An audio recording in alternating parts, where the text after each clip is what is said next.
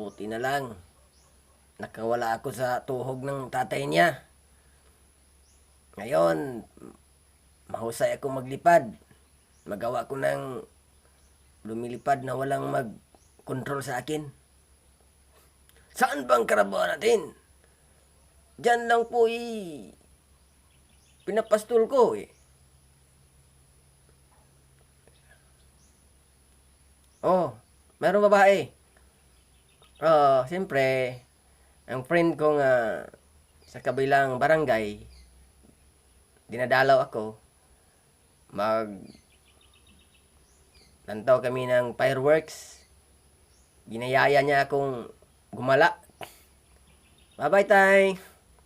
Anak, saan ba kayo?